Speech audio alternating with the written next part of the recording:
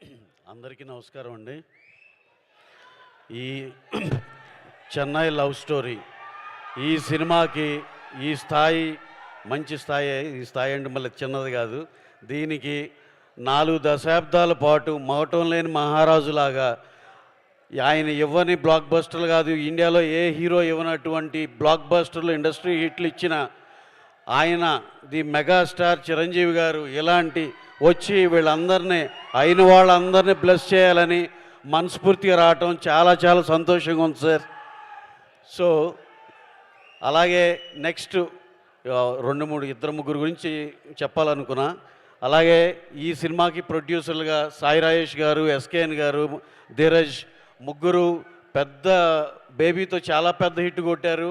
మళ్ళీ ఇంకోసారి ఇంకా దాన్ని మించిన హిట్ కొట్టబోతున్నారు. ఆ నమ్మకం అందరికీ ఉంది.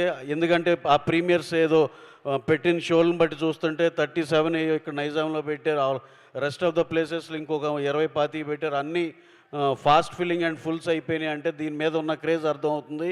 మరొకసారి వీళ్ళ కాంబినేషన్లో ఇంకో పెద్ద హిట్ కొట్టబోతున్నారు అనే దానికి ఇదే సంకేతం. అలాగే ఇంకొకటి ఆల్ ద బెస్ట్ ప్రొడ్యూసర్స్. అలాగే మన మణి శర్మ గారు, ఎప్పటి నుంచో ఓ మాట చెప్పాలనుకున్న మణి శర్మ గారి గురించి.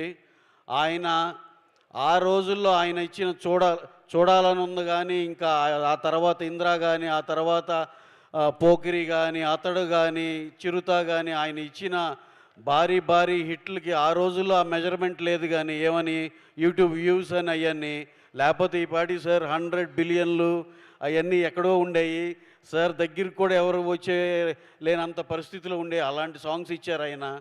అలాగే మన డైరెక్టర్ గారు ఇందాక చెప్తా రవి నంబూరి, ఆయన చెప్తా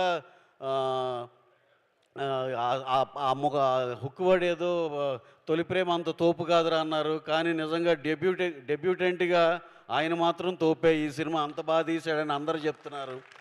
సో వన్స్ అగైన్ ఇక అందరికీ హోల్ క్యాస్ట్ అండ్ క్రూకి all the best. This is going to become a mega blockbuster. అదైతే వెరీ కాన్ఫిడెంట్. అందరూ అదే మూడ్లో ఉన్నట్టున్నారు. Thank you one and all. Thank you అండి.